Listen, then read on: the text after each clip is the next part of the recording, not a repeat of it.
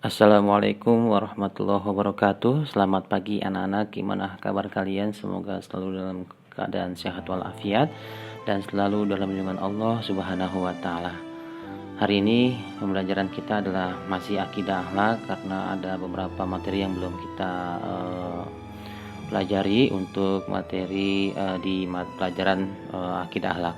Dan hari ini Bapak akan berkisah tentang seorang muslimah yang sangat memegang teguh keimanannya, keislamannya kepada Allah Subhanahu wa taala dengan sikap sabar, dengan sikap tabah, dengan ujian yang diberikan Allah Subhanahu wa taala, disiksa oleh Raja Fir'aun, tapi beliau tetap kuat dengan keimanannya.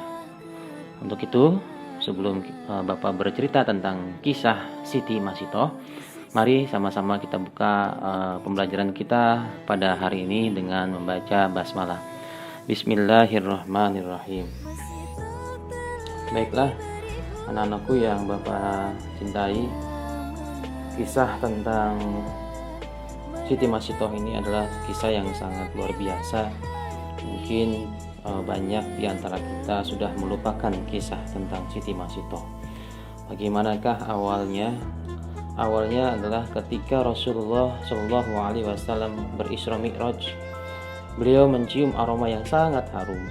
Penasaran, Nabi bertanya kepada malaikat Jibril, "Wahai Jibril, harum apakah itu?" Malaikat Jibril pun menjawab, "Itu adalah wangi dari kuburan seorang perempuan yang salehah yang bernama Siti Masitoh dan anak-anaknya."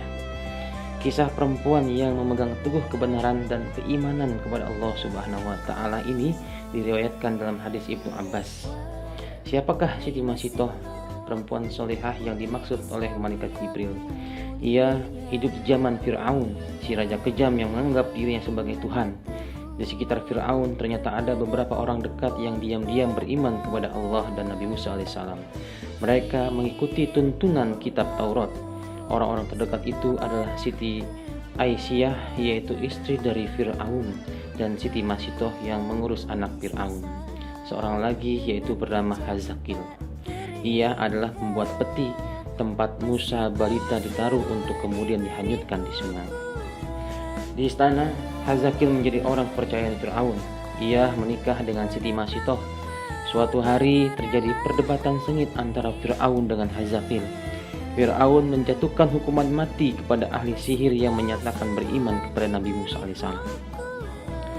Keputusan tersebut ditentang keras oleh Hazakil. Sikap tersebut membuat Fir'aun curiga, jangan-jangan Hazakil selama ini beriman pula kepada Nabi Musa alaihissalam. Atas sikap Hazakil itu, Fir'aun mengganjarnya dengan hukuman mati. Hal itu membuat Hazakil takut. Ia tetap yakin Tuhan yang diimaninya tidak ada yang lain kecuali Allah. Suami Siti Masitoh ini ditemukan meninggal dengan kondisi yang sangat mengenaskan. Tangannya terikat di pohon kurma, tubuhnya penuh dengan tusukan anak panah. Masitoh sangat sedih melihat kondisi suaminya, namun ia bersabar dan berserah diri kepada Allah. Ia berkeluh kesah ke istri Fir'aun, Siti Aisyah. Aisyah pun memberikan nasihat agar Masitoh dan anak-anaknya bersabar. Namun ia bisa membaca isyarat dari Siti Masitoh yang beriman kepada Allah. Di akhir nasihatnya, Aisyah mengatakan bahwa selama ini dia juga beriman kepada Allah, tapi menyembunyikannya di hadapan suaminya. Sepeninggal suaminya, seperti biasa, Masitoh menjalankan tugasnya sebagai perias putri Fir'aun. Ada kisah sepele, tapi berdampak sangat besar. Gara-gara sisir yang terjatuh, akhirnya terungkap jati diri Masitoh. Saat itu Masitoh sedang menyisir rambut anak Fir'aun. Tiba-tiba sisir dalam genggamannya terjatuh. Ketika mengambil lagi sisir tersebut, bibirnya dengan refleks mengucapkan Bismillah. Nah, ucapan itu membuat anak Fir'aun terkejut. Kemudian dia bertanya, "Apakah ucapan yang kamu maksud adalah bapakku?" tanya anak Fir'aun. Siti Masitoh dengan jujur mengatakan bahwa maksud kata itu ialah Tuhan sesungguhnya, bukan ditunjukkan kepada Fir'aun, yaitu Robku, juga Robku ayahmu, yaitu Allah Subhanahu wa taala, karena tiada Tuhan selain Allah. Katanya, jawaban itu membuat anak Fir'aun tersinggung. Berarti ada Tuhan lain kecuali bapaknya. Anak Fir'aun itu mengancam akan melaporkan keyakinan Masitoh tersebut kepada bapaknya. Masitoh tidak gentar. karena ia yakin Allah ada Tuhan yang sebenarnya, bukan Fir'aun. Akhirnya laporan anaknya membuat Fir'aun murka. Ia tidak menyangka pengasuh anaknya adalah pengikut Nabi Musa. Masitoh dipanggil lalu ditanya oleh Fir'aun, "Apakah benar apa yang disampaikan anakku? Siapakah Tuhan yang engkau sembah selama ini?" Masitoh tidak mengelak tuduhan itu. Dengan tegas dia mengatakan, "Betul, raja yang zalim, bahwa tiada Tuhan selain Allah yang sesungguhnya menguasai alam dan isinya." Jawaban itu pun membuat Fir'aun semakin marah. Dia memerintahkan para pengawal menyiapkan minyak mendidih di dalam tembaga besar wadah panas itu untuk menggodok Masitoh beserta anak-anaknya. Pemandangan itu disaksikan masyarakat luas sebelum dimasukkan ke minyak panas. Masitoh diberi kesempatan sekali lagi untuk memilih. Dia dan dua anaknya selamat jika mengakui Fir'aun sebagai Tuhan. Sebaliknya, nyawanya terancam jika tidak mau mengakui ketuhanan Fir'aun. Siti Masitoh tidak gentar terhadap ancaman Fir'aun. Ia tetap yakin Tuhan yang sesungguhnya hanyalah Allah Subhanahu wa Ta'ala, bukan Fir'aun, raja yang zalim. Pendirian Masitoh semakin mempermalukan Fir'aun. Raja Kezam itu memerintahkan pengawal segera melemparkan Masitoh bersama anak-anaknya ke dalam minyak mendidih. Kisah ini disampaikan malaikat Jibril kepada Nabi Muhammad SAW. Fir'aun memerintahkan melemparkan anak Masitoh satu persatu di hadapan ibunya, hingga yang terakhir bayi yang sedang menyusu dalam pelukan Masitoh. Ibu yang mana yang tega menyaksikan satu persatu anaknya tergerus minyak panas. Ketika giliran bayi terakhir akan dimasukkan tembaga panas, Masitoh sempat ragu. Kekuasaan Allah menciptakan bayi itu tiba-tiba bisa bicara. "Jangan takut dan jangan sangsi wahai ibuku, karena kematian kita akan mendapat ganjaran dari Allah Subhanahu wa Ta'ala, dan pintu surga akan terbuka menanti kedatangan kita."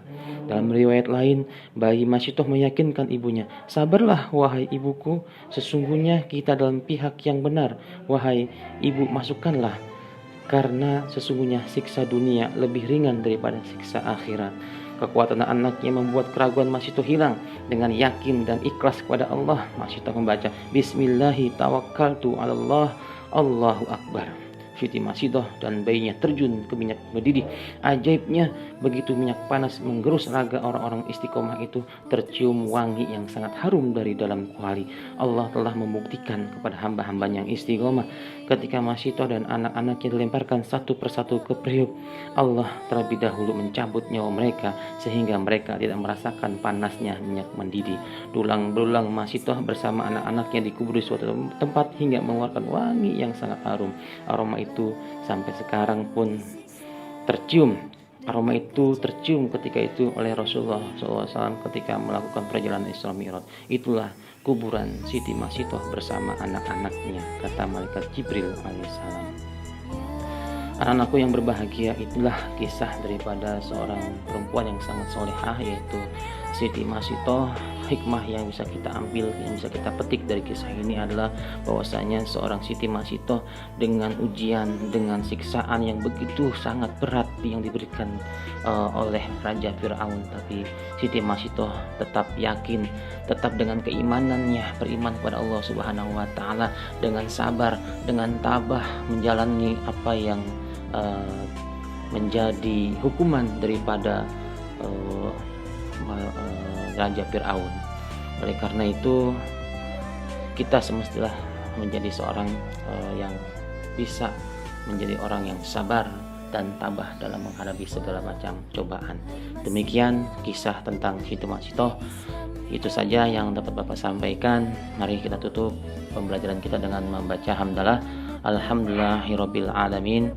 Dan untuk tugasnya nanti akan Bapak berikan di classroom ya.